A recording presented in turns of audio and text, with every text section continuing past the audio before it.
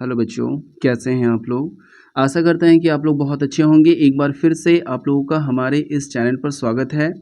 जैसा कि आप लोग जानते हैं, हमारे चैनल पर यानी क्लास 12th का एक सीरीज स्टार्ट किए थे और इस सीरीज़ को हम लोग आगे कंटिन्यू कर रहे थे। और इस सीरीज़ के तहत हम लोगों ने क्लास 12th के पॉलिटिकल साइंस, जो बच्चे आर्ट्स में हैं, पॉलिटिकल साइंस का सब्जेक्टिव और ऑब्जेक्टिव ख़त्म कर लिए थे। साथ ही साथ हिस्ट्री का भी आप लोग का सब्जेक्टिव और ऑब्जेक्टिव क्लियर है।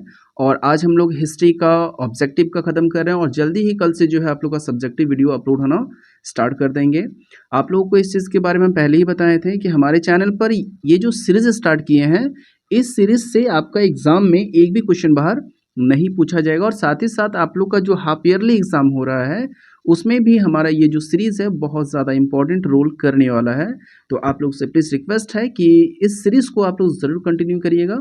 और साथ ही साथ आपको बता देना चाहते हैं कि जैसे ही ये वीडियो ख़त्म होगा और जैसे ये सीरीज़ कंप्लीट होगा, उसके बाद आप लोगों का कॉमर्स का स्टूडेंट या तो जो साइंस के स्टूडेंट हैं, उन लोगों के लिए भी हमारी जो टीम है वो वर्क कर रही है। और जल्दी ही सारे सब्जेक्ट जो बच्चे क्लास 12 में हैं, ऑल सब्जेक्ट का टोटल ऑब्जेक्टिव और सब्जेक्टिव जो है हमारे चैनल पर कराया जाएगा।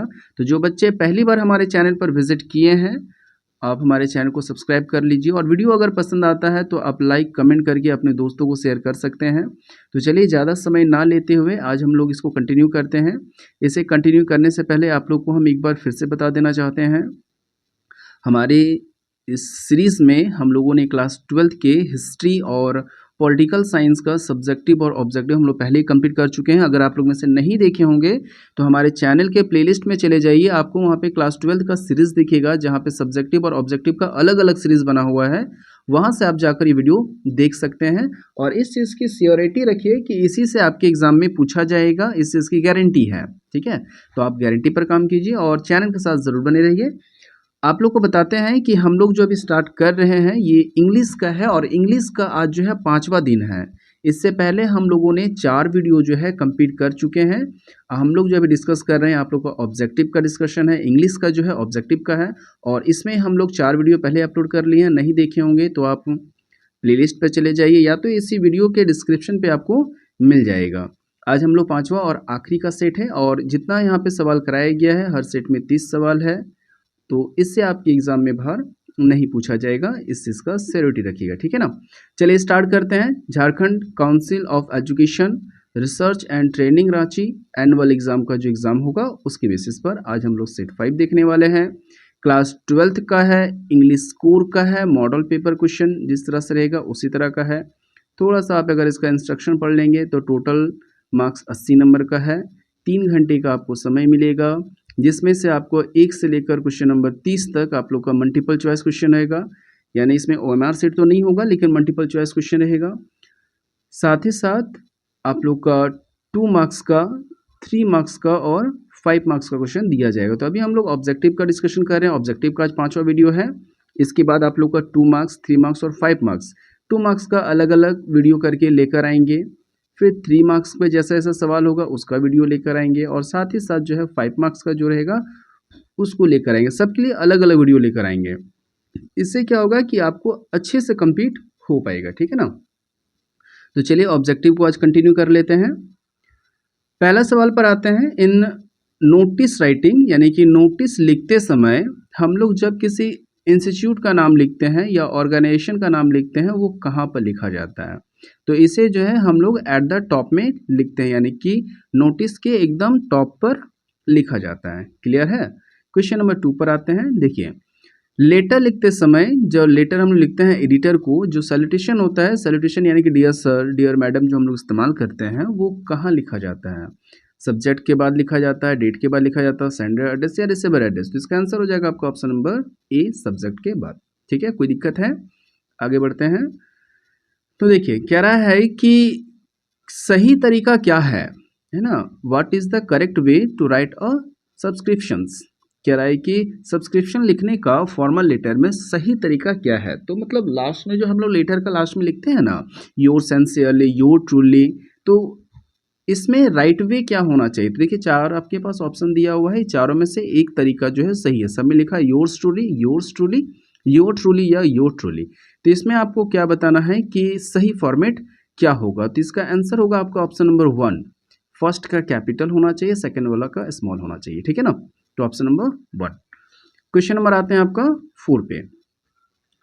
नोटिस रिपोर्ट लिखते समय लैंग्वेज कैसा होना चाहिए? तो लाउडली होना चाहिए, यानी लाउड होना चाहिए, ऑप्शन नंबर बी। चलिए आगे बढ़ते हैं। तो देखिए आपके पास एक एक्सट्रैक्ट दिया हुआ है, पोएम का लाइन है, और इस पोएम को पढ़ने के बाद आपको क्या है कि इसके बारे में आंसर देना है।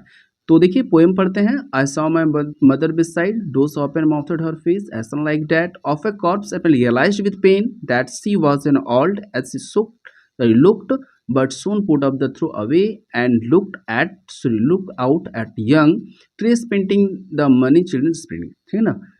स्प्रिंटिंग है तो इसका मतलब क्या है समझिएगा। इसे बताने से पहले आपको बता देना चाहते हैं कि हम लोग क्लास 12 का जितना भी पोएम सेक्टर है उसका पोएम का line by line detail explanation किया गया है। साथ ही साथ उसका क्वेश्चन आंसर सब्जेक्टिव ऑब्जेक्टिव हमारे वीडियो में पहले ही सेपरेटेड करके, यानी हर एक पोएम का क्या है कि हर एक पोएम जो भी क्लास 12 में पोएम है या क्लास 11 के पोएम है, सभी पोएम को एक एक वीडियो करके बताया गया है। एक वीडियो में आपका line by line detail explanation किया गया है और सेकंड में क्या है कि आपका क्वेश्चन आंसर बताया गया। तो एक बार जाकर वहाँ से वीडियो देख लीजिएगा। तो बस यहाँ पे क्या है आपका फर्स्ट पोएम से लिया गया है कि मेरी माँ जो है मेरे सामने बैठी हुई, बगल में बैठी हुई, उसका फेस खुला हुआ है, ऐसा लगता है जैसे कि एक शव के जैसा है, एक लाश की तरह दिखाई देता है, उसके चेहरे में पीला पड़ा हुआ, झुर्रियाँ पड़ी हुई है। तो इस तरह का है। और जब वो अपनी माँ को देखता है तो इसे लगता है जैसे कि वो अंतिम विदाई ले रही हो। और जैसे ही गाड़ी से वो बाहर देखता है अपने माइंड को ठीक करने के लिए लेखक, तो क्या है कि पेड़ों को पीछे भागते हुए देखते हैं और बहुत से बच्चों को घर से फुदकते हुए निकल कर देखते हैं। तो ये छोटा सा पोएम है, फर्स्ट पोएम है, इसे कमला दास ने लिखा था, आपकी बुक का पहला पोएम है। तो आप इसे एक बार क्या है कि वीडियो जरूर देख लीजिएगा, आपको वहाँ पे लाइन बाय लाइन समझ में आ जाएगा। तो मोटा मोटी तौर पर समझिए कि ये पोएम का नाम क्या है, माई मदर एट 66, आपके चैप्टर का टेक्स्ट बुक का पहला पोएम है, ठीक है ना? और साथ ही साथ इसको लिखने वाले कौन है? कमला दास। तो आगे बढ़ते हैं। पहला क्वेश्चन है कि बताइए कि पोएम जो है कहाँ से लिया गया है? तो हम देखिए 4 ऑप्शन है आपके पास। My mother at 66, option number D.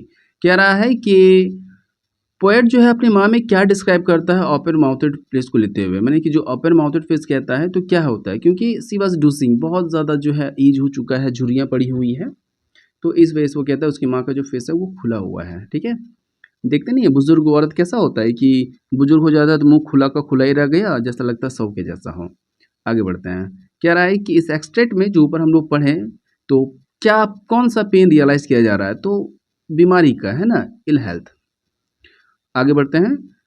According to the poet of think of beauty, कह रहा है कि थिंक ऑफ ब्यूटी जो है वो क्या है पोएट के हिसाब से, तो चैप्टर थिंक ऑफ ब्यूटी सही है। तो इसका आंसर हो जाएगा आपका option number 1, a joy forever. आगे बढ़ते हैं। जो लास्ट लेसन है उसमें क्या हाईलाइट किया गया है ह्यूमन टेंडेंसी को लेकर, तो इसका आंसर हो जाएगा आपका ऑप्शन नंबर सी, ठीक है ना, प्रोक्रास्टिनेशन। आगे बढ़ते हैं। क्वेश्चन नंबर 10 पर आते हैं। कह रहा है मिस्टर लैम कौन है? तो वो एक बूढ़ा आदमी है जो क्रैब एप्पल्स को उगाता था, लगाता था, और साथ ही साथ क्या करता था, उसका जेली बनाता था, सॉरी जेम और जेली बनाया करता था।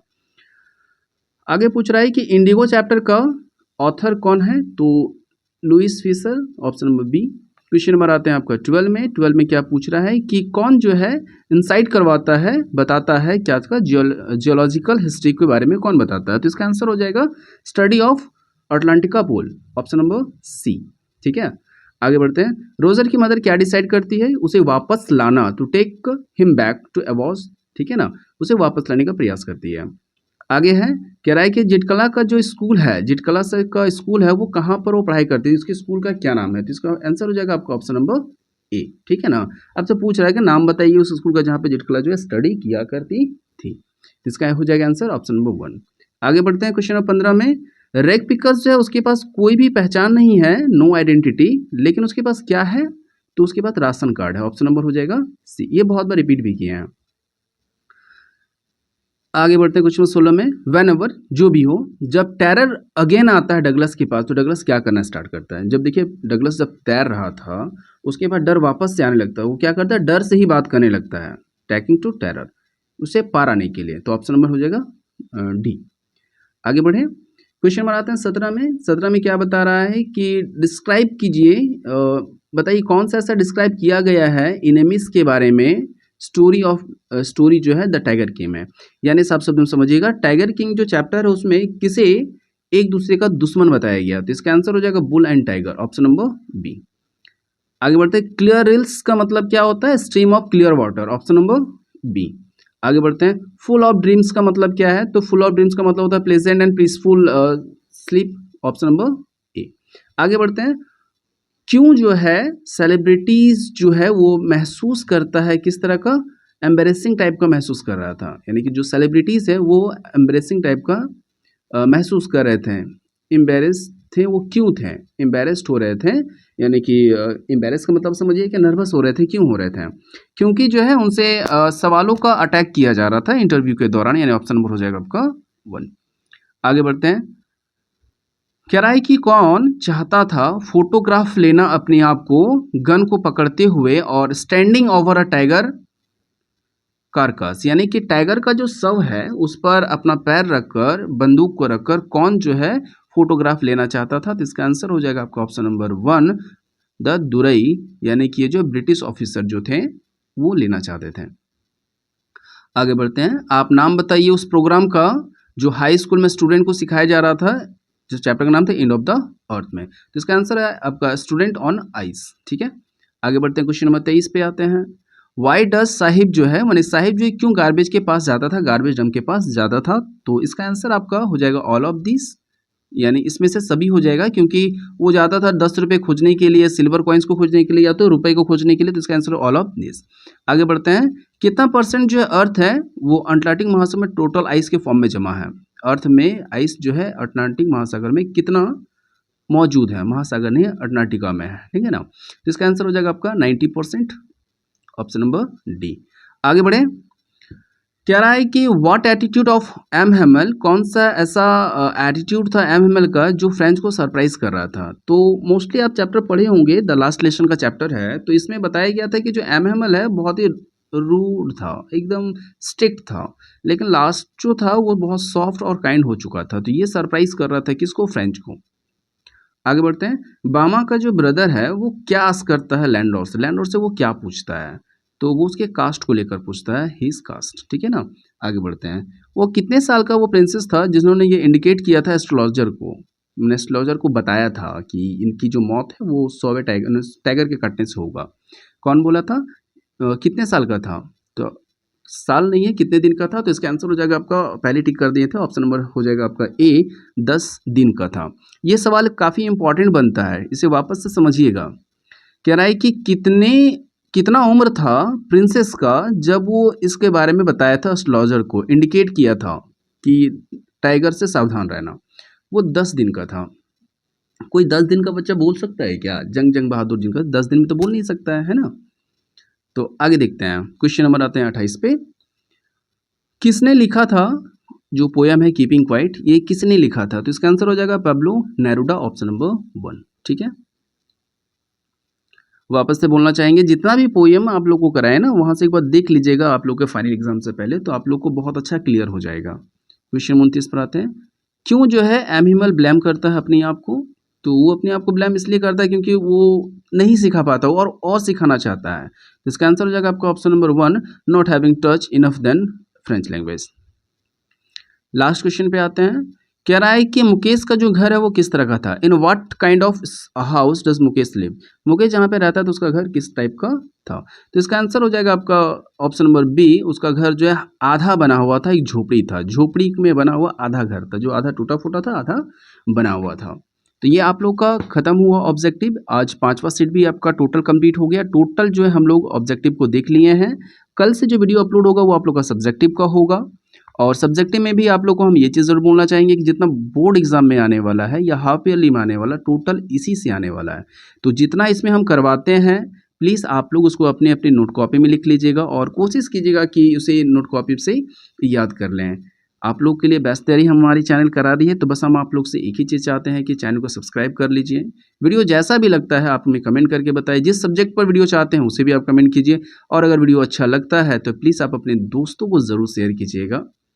फिर मिलते हैं इसके बाद नेक्स्ट वीडियो में, तब तक के लिए जय हिंद।